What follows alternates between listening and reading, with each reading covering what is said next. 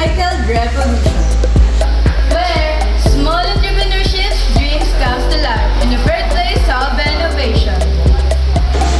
And today, three brilliant entrepreneurs are vying for life-changing sponsorships to bring their eco-friendly inventions to the world. But first, let us meet our esteemed judges. And now, let's welcome our first judges, Ms. Micaela Abaracosa. She focuses on environmental impact and sustainability. And now, for second judges, Ms. Danica Bondal. She focuses on market viability and scalability. And for third judges, Ms. Angelique Astria. She focuses on the design and consumer appeal. And now, hindi na natin patatagalin pa. Let us all welcome our contestants. Welcome our first contestant, Mr. Joshua De Jesus.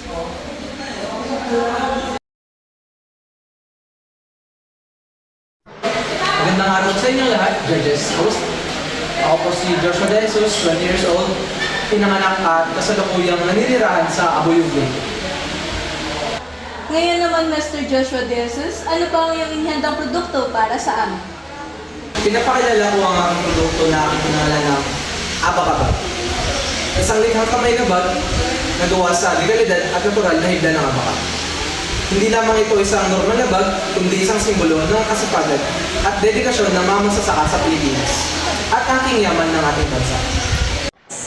Matibay, eco-friendly at may kakaibang disenyo na angkop sa pang-araw-araw na gamit. Mr. Joshua, meron lang akong gustong itanong about sa product mo. So, what makes your product unique?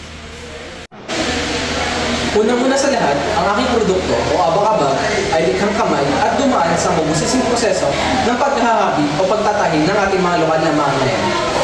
Pangalawa, ito ay eco-friendly at matibay. Eco-friendly dahil ang mga materyales na ginamit dito ay galing sa kalikasan at hindi nakakasama sa kalikasan. Matibay dahil ang ginamit na hibla ng mga abaka o ang abaka ay kilala bilang isa sa pinakamalakas o matibay na fibers sa buong mundo. Kaya makasigurado ka na hindi ito madaling masira. Pangatlo, ang bawat abaka-bag na magagawa ay may kwento at malasakit sa bawat disenyo nito.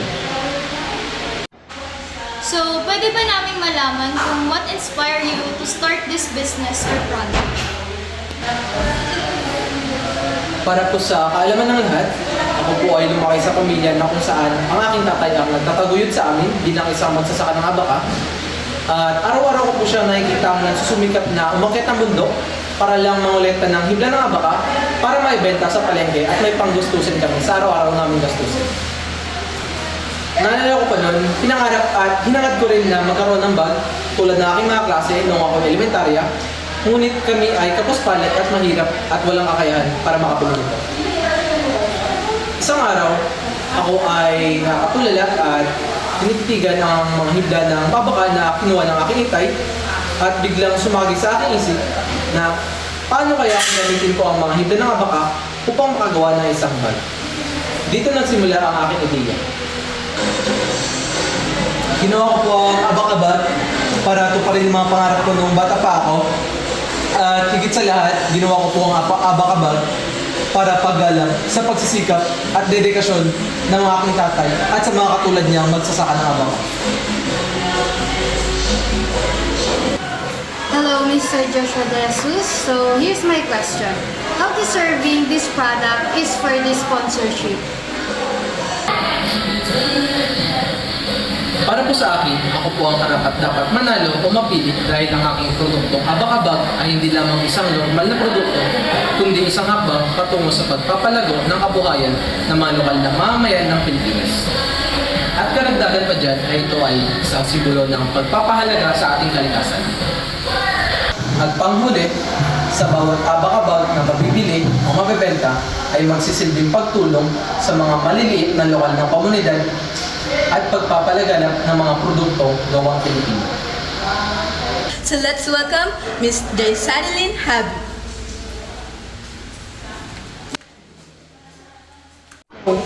Good day, judges. I am Desiree Habi, 20 years old, and I'm Thrive 2% Green Straw.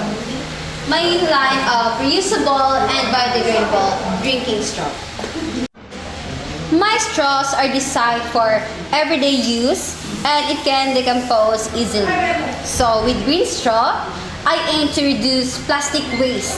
So, kung ako ang mapipili sa sponsorship nito, makakatulong ito sa pag-expand ng production at also ng distribution nitong straw na ito. Dahil sa pamamagitan ng maliit na straw na ito, makakatulong ito sa ating environment. Hindi lang dito sa ating lugar, hindi lang dito sa Pilipinas, kundi maaari rin ito mag-expand sa buong mundo. Makakatulong ito hindi lang sa ating pamilya, hindi lang sa ating lugar, kundi na rin sa ating environment. Grabe, nakakabilib. Sobra. Ngayon lang ako nakarinig o nakakita ng ganong product na walang tapon. By the way, let's welcome our third contestant, Miss Fiona Bejores. Hello judges, I am Natasha Bejores, 18, from Makati, and I'm proudly introduce to you Paper Bloom. Paper Bloom is embedded with seeds, either herbal or wildflower seeds. So our cards po, after it is used and serve its purpose, we can cut it into pieces and plant it, and eventually it will grow into a flower or a beautiful plant. So a Paper Bloom offers a way po, a unique way in reconnecting with nature and while promoting environmental awareness. So our mission in creating Paper Bloom is not just to create a product that serves its purpose, but also contributes to the environment positively. So each card po or stationery is crafted from recyclable materials and embedded with seeds that thrive in local ecosystems. Paper Bloom is deserving of the sponsorship because it addresses significant need, a market need. So, which is the demand in sustainable and memorable product, while also promoting positive environmental impact. So, our model po is inherently sustainable since it reduces waste and it encourage environmental conscious behavior. So, kung kami man po ang mapipili para po sa sponsorship, hindi lang po makakatulong yung sponsorship para sa production po ng Paper Bloom and sa maka-reach po ng wider audiences, but also may parating yung pinaka-message ng Paper Bloom, which is yung pag-adopt ng mga eco-friendly practices. And that concludes our presentation. Thank you to our incredibly talented and inspiring entrepreneurs. So the judges have had a difficult task ahead of them, but they've reached a decision.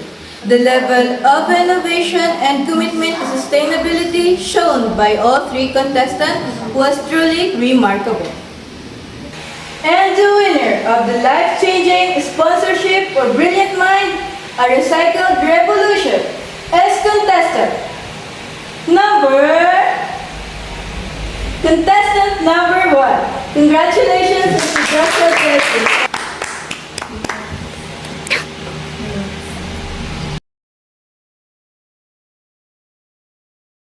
Thank you po. Thank you po. Thank you po.